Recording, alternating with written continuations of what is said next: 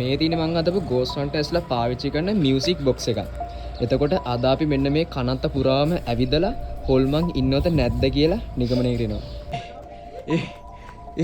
ඉතින් මේ මැෂින් එක ඇත්තටම වැඩ කරන්නේ කොහොමද කිව්වොත් මේකේ නිකන් කොළ කෑලි හිමිය කරා කියලා මුකුත්වත් මේක වැඩ කරන්නේ නැහැ. මේක සෙන්සර්ස් තුනක් තියෙනවා. මේ තුනම ඇකියුරේට් වුණොත් ඒ කියන්නේ දැන් මගේ අත අරගෙන වැහුවා කියමුකෝ. තේරෙනවද?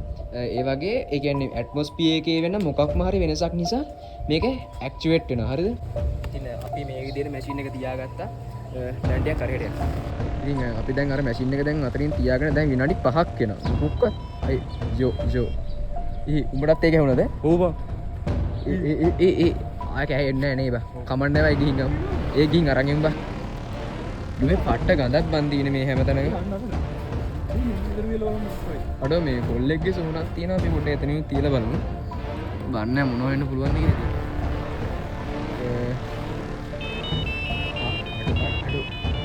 අඩු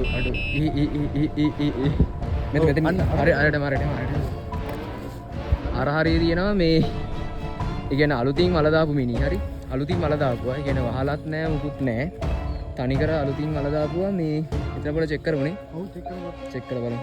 අඩෝ ගිහින් තියපන් බා අන්නර කුඩි. අන්න කුඩින් තියපන් බා.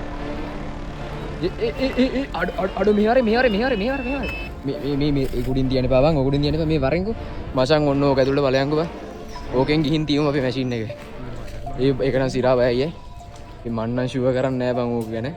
උඹ මේක තියලා ගිහින්. මචං ගැම්ම ගනි ගිහින් තියපන් ඕක. තියලා වරෙන්.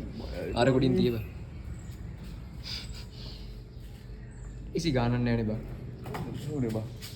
සත්‍යයක් එන්නෙම නැහැනේ බං. සියාඩම්ම මොනවද දෙයක් තියනවද බං? මැෂින් එක ගන්නවද බං? මම මොනවද?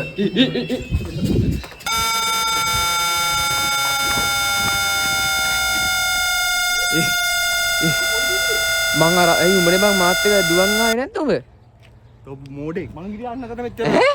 අතට මං ගිහින් මෙච්චර වෙලා.